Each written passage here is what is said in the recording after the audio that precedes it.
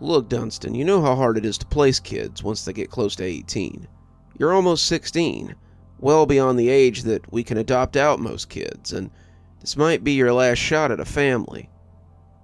Dunstan sat across from Mr. Seaver, twirling the blue metal pen between his fingers. It was a nice pen. The metal was smooth between his digits, and the click when he hit the bottom was satisfying. He'd found it on the ground outside the halfway house, the place they sent you when you got too old for the orphanage, and it was little more than a grungy hostel full of sullen youths. It had once belonged to a man who sold insurance, a man who was either named Sam or Stan. Sam or Stan had been killed in the desert outside of El Paso, and his killer had taken the pen with him as a trophy. He'd been spinning it between his fingers, too, when he dropped it out the window, and never came back for it. It was a very interesting pen. A pen with good secrets. Dunstan had a lot of things like this in his shoebox in his room. He had a comb from a girl who'd been adopted that showed flashes of a foster home that she'd been in before. He had a marble that had belonged to a man who'd grown up to be a child molester before someone split his skull open with a shovel. He had a business card for an adulterer who cheated on his wife with most of his clients. He had a little china doll that had once... Dunstan, are you paying attention to what I'm saying? Yeah, of course, Dunstan said. But they both knew that he wasn't really hearing him. Dunstan had been diagnosed with ADHD from a young age, but what he really had was a case of too much stuff rattling around in his head. It did that. It rattled around like the change in the ashtray until he wrote it all out and got it out of there. He had a notebook full of stories about people who had owned the items before him, and sometimes he would just touch something and write a whole novel about them. It really made him anxious having all that up there, but getting it out was like scratching an itch or finally picking off a scab to find new, fresh skin beneath it. Dunstan wasn't a perfect candidate for automatic writing, but he was pretty close. I need you to be serious about this, Dun, said Mr. Seaver. When I say this could be your last chance, I'm not being hyperbolic. Don't you want to live somewhere other than this hellhole? Surely you don't enjoy living in this place. Dunstan shrugged. What's not to love? Get a warm bed, 3 hot meals, and entertainment whenever I want it. The group home was good for entertainment, that was for sure. Every night someone was fighting, someone was screaming at someone else, or someone was holding their own personal court over whatever was going on in the bunkhouse. Dunstan tended to stay out of such things, having his own problems to handle, but it was fun to watch, nonetheless. He watched more than a few people brought before the judge to be sentenced of anything from theft to slander. The dorm was a lot like Lord of the Flies. Once you got past the front door, the kids were in charge of themselves. Surely you'd prefer somewhere quiet, somewhere less crazy. You'll have to leave in a few years when you age out anyway. Why not find a place for yourself where you can get your legs under you? Dunstan blew air out of his nose as he watched the businessman get shot in the desert again. It wasn't that he didn't want a place to live or a loving family to care for him, but none of the families that wanted him were interested in any of that. Dunstan had been adopted one time when he was 6, and the experience had been so bad that he'd never made a mistake like that again. The family had been nice. The father looked like one of those suit and tie guys you saw in the sitcoms, and the mother had smiled so big as she glided along in her sundress. They had told him about all the fun things they would do, and how they would buy him toys and feed him good food, and Dunstan had been so overcome with all the promises that he had forgotten his system. He had agreed to go without a handshake, something he had done since he realized at 5 that the visions he saw from touching things were more than his imagination. They had taken him that day, paperwork signed, money changing hands, and he had climbed into their car without a second glance. Their house had been nice. It had been a big ranch-style home with a front yard and a tree with a tire swing. They had smiled as they let him inside, telling him that this was a new beginning for him. They were all smiles until they made it through the door. and that was when the smiles had turned jagged. The basement they had made him live in had not been so nice. Dunstan had been treated like little better than a dog, and they kept him there for 5 months while they cashed his checks. He'd probably still be in that basement if they hadn't gone on vacation and left Dunstan alone to wedge a window open. He'd escaped and ran back to the only place he knew, the orphanage. Mr. Seaver had filed a police report, but he knew that they'd never caught the bastards. After that, Dunstan began every interview for potential parents with a handshake. Handshakes showed him exactly what he could expect. So far in the 10 years since that disastrous adoption, he had shaken the hands of 2 pedophiles, a sadist, someone with 3 other adopted kids that intended to make them clean the house and handle the day-to-day operations while they sat around and did nothing, and a pair of super religious folks who would accept nothing less than total submission to their religion and their rules. Dunstan couldn't say that any of this was a surprise. He was older, male, and had been in the system since his mother had dropped him off at the fire station when he was born. It was hard to find a home when you weren't cute anymore. "I'll meet them, Mr. S., but I ain't making no promises." Mr. Seaver spread his hands, looking tired in his rumpled suit. "That's all I ask, Dunstan." Dunstan grabbed his bag, sliding out of the chair as he stood to go. "I've got some algebra to finish up, Mr. S. When are these guys coming to meet me?" "Tomorrow morning," Mr. Seaver said, turning back to the stack of folders on his desk. "Make sure you wear something nice. Make a good first impression." Sure, Dunstan said, not really caring what might be clean in his closet. They would turn out to be just like all the rest. They always turned him down in the end. The cell phone in the cup holder of the panel van vibrated, rousing Wheeler mid-snore. Janice was snoring softly in the seat beside him, and as he grabbed the phone, she came awake with a shake and a snort. Wheeler could have clouted her. They had agreed to nap in shifts, and they were still early into her 4-hour shift. "Wheeler here. Go ahead, HQ." "Good to see you're awake, Agent Wheeler," came the voice of Security Chief Radley. Wheeler sat up a little straighter. He hated when the spooky old man did stuff like this. "Yes, sir. Agent Janice and I are just... There's been a change of plans. I want you to return to your hotel for now." "You want us to stop observation on the kid?" "Listen closely and don't speak until I'm done." Wheeler blinked owlishly as the old corpse laid out the plan. It was solid, a good plan, and when Wheeler hung the phone up, he turned the van on as he pulled out of the parking lot. They had been sitting in the parking lot of the for rent space that still smelled of pizza for about 8 days straight, just waiting for the right moment to take this kid. It appeared, though, that they wouldn't need it. Janice snorted awake as they left, looking at Wheeler as he dumped the phone back into the cup holder. "Was that the boss?" Janice asked, opening the fold-out mirror so she could fix her hair. "Yup. Did you bring anything you could wear to church?" Wheeler asked. Janice scrunched her face. "Not really. Jeans and casual tops, mostly." Wheeler nodded. "That's what I was afraid of." He took a right suddenly, the car that had been preparing to turn blaring its horn at them, and headed into the city center. "What are you doing?" Janice asked, smiling despite having nearly taken a front bumper in the passenger door. "We gotta head to the mall. Sounds like we might need some clothes before tomorrow." "Yeah, you can't handle nothing like this." "Think so? Bring it on." The 2 boys looked strange in the glow of the TV, their faces leaning in close as their fighters wheeled about the arena. The click and clack of the controller was constant, the 2 turning and twisting as they pummeled the other with a combination of kicks and punches. On the screen, a young girl with a sword and a shield did battle with a hulking armored figure with a huge sword. The girl was quick, but not quick enough to avoid the slashes of the armored behemoth. She twisted and turned, raining blows on the swordsman, but when he hit her vertically and threw her out of the ring, the angry sound of plastic hitting the floor was followed by a loud cry of rage. "Damn it, Ham! I almost had you that time!" Darius yelled. Hamilton sat back, the boy nearly as large as the hulking swordsman on the screen. "Not a chance, Darius. I had you right where I wanted you from the very start."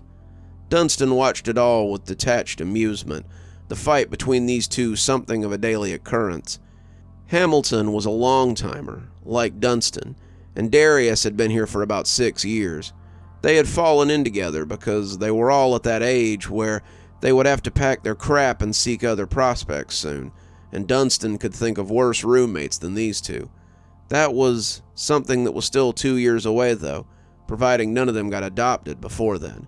Adoption seemed like a pipe dream to these kids, a dream that was often unfulfilled. "Darius," came a voice from the corridor, and all three of them looked up to see Mary looking into the TV room. "You break that controller, and you owe the house a new one." Yeah, Darius said, turning back to the game before noticing that Hamilton hadn't started playing again. One look back at Mary was enough to let him know that she didn't like being yeah-yahed. "Yes, ma'am. Sorry, Mary." Mary gave him another 5 seconds of ice before moving on. "She thinks just because she's 18 she can boss us around," Darius said, setting the controller on the TV stand. "Nah," Hamilton corrected. "She bosses us around because she knows we'll let her." Dunstan nodded, the chips making crunching sounds as he chewed. Mary wasn't just an old-timer like Dunstan and Ham. Mary had been born here. Her mother had been living here when she gave birth to Mary, and when she left suddenly a few days afterward, Mary had gone into the system. She'd been running these halls for years, well before she should have, and when she left at the end of the school year, it would truly be the end of an era. There would be a new judge holding court this time next year, and Mary would find out what it was like to catch some ice from people who were bigger than her. Dunstan just hoped that Jack wouldn't be the one to take her place. Mary was cruel, but she was always fair. Jack was just a sadist, an egomaniac who wanted power just to have it. Suddenly, adoption wasn't looking so bad. "You want up next?" Darius asked. Dunstan nodded, but hesitated as he reached for the controller. The blue one wasn't something he wanted to touch. He'd only lost at Soul Calibur a few times, and every time it was because he had to use the blue controller. The blue controller had come from a thrift store, and the previous owner had left more than Cheeto dust on the thumb pads.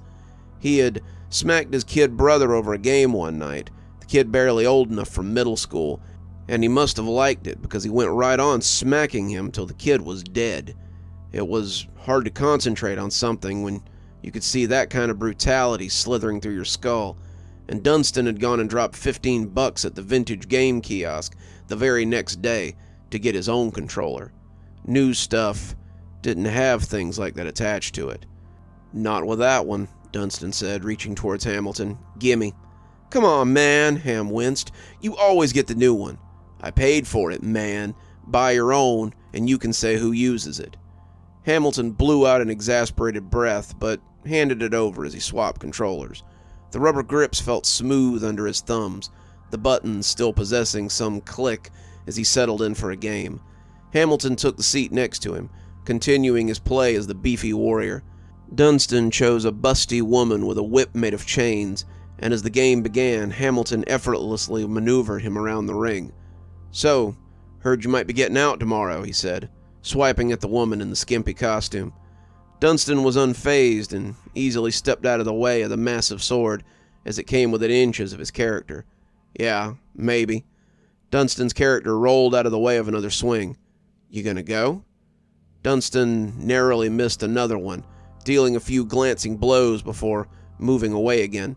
"Maybe. Depends on how big their pool is." As he ducked another sideswipe, Dunstan went to work. The long whip encircled the burly fighter and slashed him again and again. As he staggered, Dunstan cut him to ribbons as he fell in bloody scraps on the ground. As the busty woman jiggled and posed in victory, Hamilton cursed under his breath and threw his hands up. "Should have known better than to square up with the champ. For real, though, you gonna go with him or what?" Dunstan thought about it as he watched the skimpy fighter twirl and cheer. He didn't know if it had come to that, but even if it did, would he really leave behind the only home he'd known for the last 6 years? Dunstan wasn't even sure he could. Not really, but it was nice to think that maybe there might be more out there for him than this. "I don't know," he finally said. How could he explain these things to guys like Darius and Hamilton? Hamilton had never even had an offer for adoption. Darius had been fostered twice and dropped off by both families a month later. Neither of them had been considered for 2 years. It had been about 2 years since Dunstan had any interest either, and Mr. S was right when he said that this could be his last chance. If he didn't get into a family now, he would have to consign himself to either being alone or building his own. "Well," Hamilton said, throwing an arm around him as he gave him a little hug, "I'll miss you, man. It'll be quiet around here without you." Dunstan smiled, but shrugged out of the awkward hug. "Come on, man. I'm not gone yet. Who's to say I'll go anyway? Maybe they'll be weirdos or something." "Shit, we know you just hate that," Hamilton said, casting a nervous glance to the hallway outside the TV room.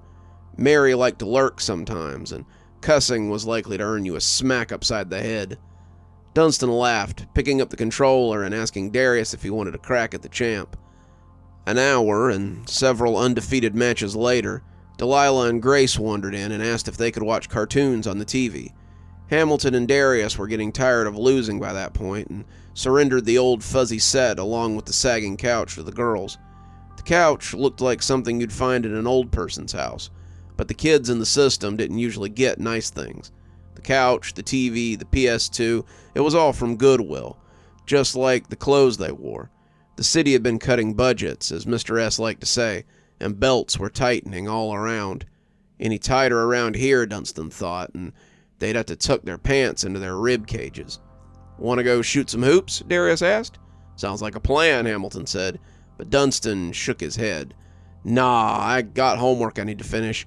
I better get that algebra done just in case I have to turn it in tomorrow." Hamilton offered him a fist bump, Darius following suit, and Dunstan obliged before saying he'd see them later.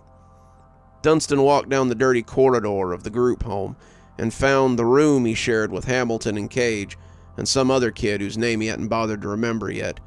Dunstan called him Chip, something the new kid hated, but Dunstan told him that when he was here longer than 6 months he might bother to remember his name. The kid always looked hurt when he said it, but Dunstan had been here long enough to know that there were 2 kinds of kids in the group home, short-timers and long-timers. Unless, like Mary kept threatening to do, you went into social work after you aged out and came to work here. Dunstan supposed that would make her a lifer. He sat on the bottom bunk and pulled out his algebra book. He got some swirls from the former owner, kids sitting in desks similar to the ones that he took up residence in 6 hours a day, but the book had passed too many hands to really get a good impression. It hadn't been loved, hadn't been hated, and no one had killed anyone with it so far as he could imagine, so it was little more than background static. A minus 6 times parentheses 5 plus 7 equals 40. Solve for A. Dunstan hated problems like this. Why did math have to have letters in it? Letters were for books and words, and numbers were for math. That was how it had always been, right up until last year. Now every math problem looked like a damn novel, and Dunstan hated it. He worked his way through the steps, the problem turning out to be not that hard, but the next one took him some time, with its multivariable answer. He heard them call for dinner, but Dunstan wasn't really feeling hungry. Despite trying to play it cool, he was nervous about tomorrow. With any luck, he would turn them down and be at school before second period. With any luck, he thought, he'd be packed and heading to their place before Darius and Hamilton got out of school. Dunstan hated goodbyes more than he hated algebra, and that was saying something. "Hey, Dun, you're gonna miss chow." Dunstan looked up to see Mary looking in on him, her face less severe than it had been earlier. Mary was strict, but she was a good person, and Dunstan would be a little sad to see her go when she aged out. He'd be lying if he said he didn't have a little crush on her for a while now. Most of the boys in the house did, but mostly he would miss her motherliness. He had read Peter Pan for a book report once, the classics about all the house library had to offer, and he always equated Mary with Wendy somehow. Mary was the mother to the lost boys that lived here. Mary was the mother, wife, sister, and the disciplinarian to the kids at the group home.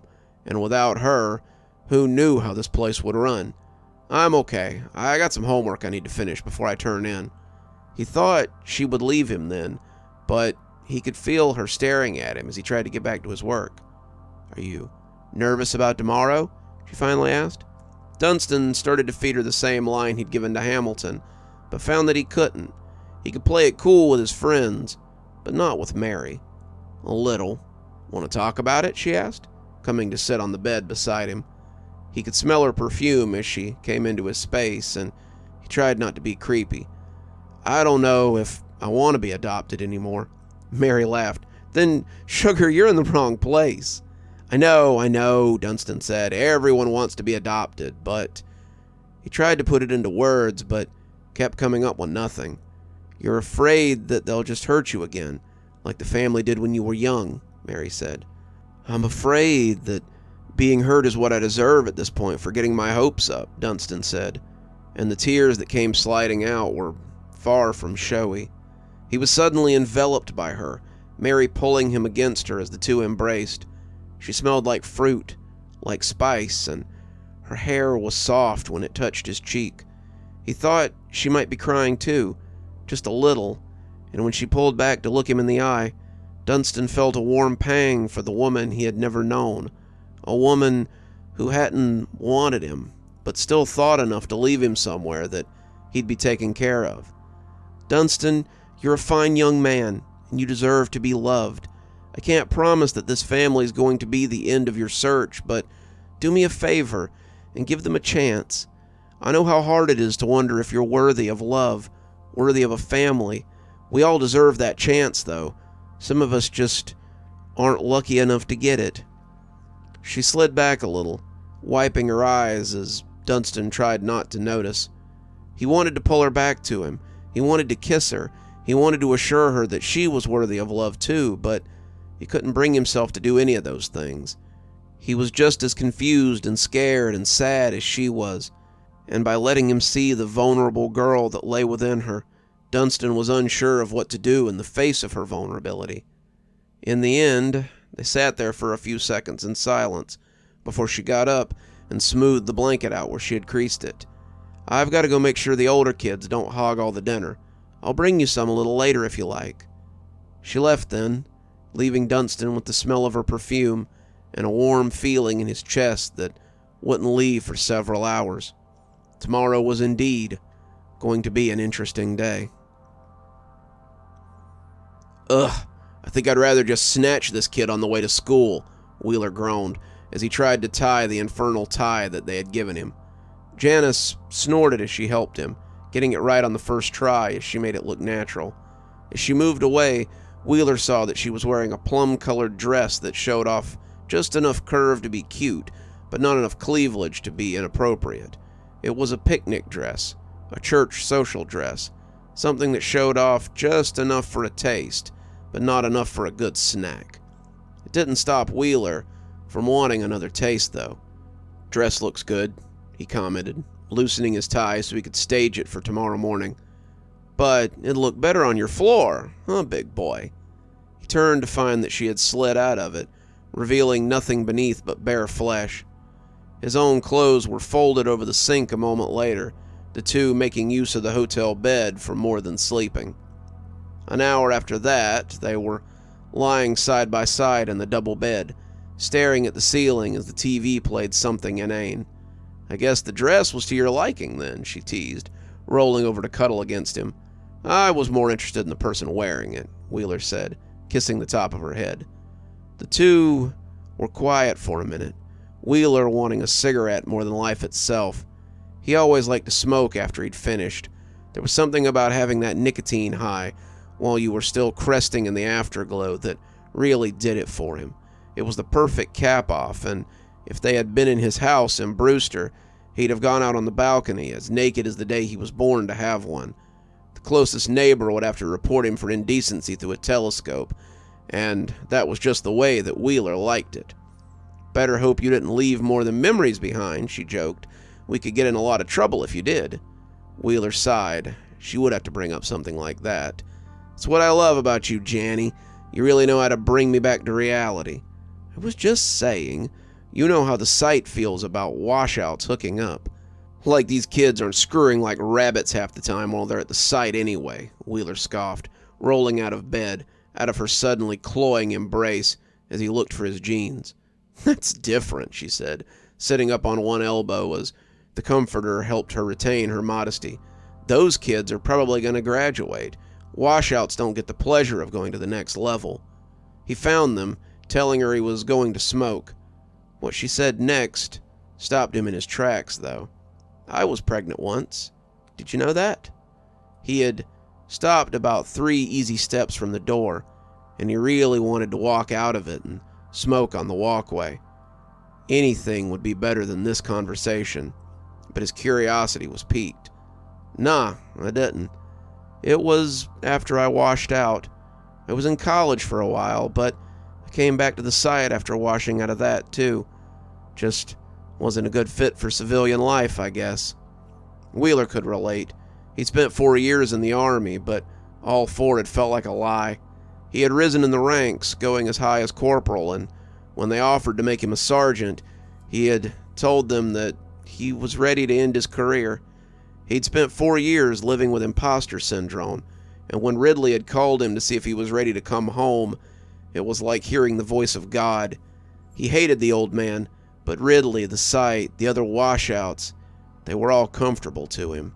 He had never felt more complete than when Security Chief Ridley welcomed him back. "I'm guessing Ridley took the kid, huh?" "Nope," she said, sitting up fully now as she pulled her legs to her chest. "I put him in the system. I wonder sometimes what happened to him. I wonder if I'll ever see him again. I'd like to. Sometimes I wonder how he is, or if he's like me. I guess I probably never will, though." She started to cry then, and Wheeler did leave. By the time he had left 3 butts out on the concrete of the parking lot, he returned to find her fast asleep. That was good. He wouldn't turn her in, not for a lapse of judgment that was likely over a decade ago. As he settled into the bed next to Janice, he reflected that he could see himself being happy with her. Janice, a brat or two, a 2-car garage, vacations, PTO meetings, the whole thing. They could be happy together. They could make it work. Who would watch the kids, though, while they were out snatching? Good old Grandpa Ridley and his ghoulish little kindergarten, probably. Wheeler put it out of his mind as he tried to get some sleep. He needed to be on his toes for tomorrow. Tomorrow, they'd be going home, one way or another. Dunstan fidgeted as he sat in the hard plastic chair in the waiting room. He had put on a slightly wrinkled button-up with some of his nicer jeans, but his scuffed sneakers were the only shoes he owned. There was a couple in there now with Patty, and it didn't sound like it was going well. Patty had a shrill voice, something that Dunstan had heard many times from down the hall as she suffered from night terrors. And the same scared voice was on display now. Whoever the couple was, they were trying to assure her that they had a very nice home, a lovely room for her, a great school that she could attend, but it was getting them nowhere. Patty sounded like she was having hysterics, and Mr. S was having trouble keeping her from psyching out. Dunstan kept looking over at the plastic chairs on the other side of the room, wishing someone would arrive to fill them. The room was set up so the kids could sit on one side and the prospective parents on the other. This meant they could talk if they wanted, but there was enough space to make the kids feel safe as well. It was a good system, but it was a little detrimental when no one had showed up and you were sitting here alone. Dunstan kept hoping that they were just late, but had begun to wonder if they were going to show up at all. He figured they had bailed, and now he was just wasting his time here. Patty came out a moment later, running for the back of the house while Mr. S apologized and went after her. The couple came out, the woman looking nervous and the man merely put out. They looked at Dunstan, the man nodding, and both began talking softly about whether they should stay or not. It was pretty clear now that Patty wasn't going home with them, and the man sounded like he wanted to go make a phone call. The woman dithered for a moment as he left, finally deciding to go after him. That was when it happened.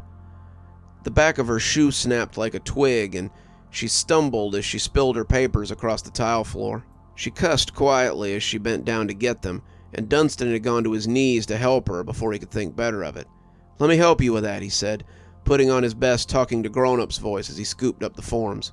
"I'm so clumsy. I'd lose my head if it wasn't—" When her hand touched his briefly, Dunstan got a shock of something that was stronger than anything he'd ever seen. Someone was dropping off a baby at the fire station. The baby was sleeping, but he wiggled as she set him on the coarse steps. The blanket he was in was blue, a thick one, so she could hide his face from the sun.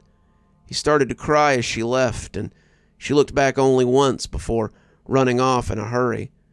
When Dunstan stopped shaking, the woman was holding him, asking if he was okay. "Mom," Dunstan breathed, looking at her with odd certainty. "Mom, Mom, Mom." The woman seemed confused, her face hopeful, but her mind rebelling against the idea. "No, I'm not your mother. I don't even... You dropped me off on the fire station steps. You wrapped me in a blanket, a blue one. The brand was Dunstan Wildmore. That's what they put on my papers. That's why they call me Dunstan. You put me there so I'd be safe. You put me there so someone would find me. You put me there so someone else wouldn't find me. You tried to forget where you left me so that they couldn't find me." Dunstan felt like his head was full of bees. He'd never had a seizure before, but as he bucked and shook, he saw the woman's face going pale. She was hyperventilating, trying to stop herself from choking, and as the man came back in, she mouthed something to him, and he seemed confused. "Him? We can't take him. He's not on the order. We're taking him. He's the only one they'll want," she said, scooping up Dunstan into her arms. "The Kitchery girl is the man started, but just before Dunstan passed out, he heard the woman say something that didn't make a lot of sense at the time. "He has my gift, Wheeler. They'll want him."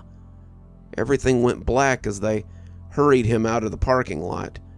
Dunstan would wake up in a new bed with a new group of kids around him, in a place that was more like the basement he'd escaped from than the home he'd been hoping to find. Wheeler was furious as they drove away from the halfway house. "What were you thinking? What in God's name were you thinking?" Janice was sitting in the back seat, stroking the boy's hair as she watched him sleep. He'd passed out after his little fit, but she had a syringe ready for when he came around. Janice wanted to talk to him, to ask him about his life, but she knew that would be dangerous. He clearly had her ability, the seeing from objects that she had experienced as a girl, and if it was as strong as hers had been, the sight would benefit from it. The Kitchery girl had been a dream seer, and they were a dime a dozen. An automatic writer, however, was something they didn't have right now.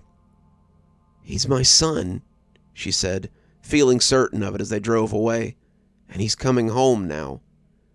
He had been right, though she had been a fool to try it. She had tried to hide him from the Blacksite 16 years ago, but now she knew better. She had been young and impetuous. She supposed that hadn't changed, but she'd seen the sight as a boogeyman that would eat her son up. Now she was smarter. Now she knew better. The sight would help him. Ridley would help him. He would grow up to be a fine agent, just like her. Either that or he would graduate and know joys that she could never. "I've got to call this in," Wheeler said, picking up the phone as he sped up the road. "They're going to kill us both. We royally screwed up here, Janny." As he talked on the phone to Ridley, Jan knew that wasn't the case. Ridley would be mad, furious probably, but he would accept Dunstan. Janice knew that he had the spark. She knew it as surely as she knew that he was as powerful as she had been. She knew because when they had touched, as she touched his hair now in fact, she could see his life playing out like a movie, just for her. She hadn't seen these things in nearly 20 years, not since she had washed out. He had sparked something in her that had been gone, and she knew that the sight would accept him. It seemed that Dunstan would be starting kindergarten, right along with the others in the new class. You're still here. I thought you might be. Thanks for joining me for tonight's story. If your insatiable appetite for horror knows no bounds, might I suggest one of our playlists, or one of our previous stories in the archive? There should be one appearing at the end of the story any minute now. And of course, if you're not subscribed, why not go ahead and hit that subscribe button?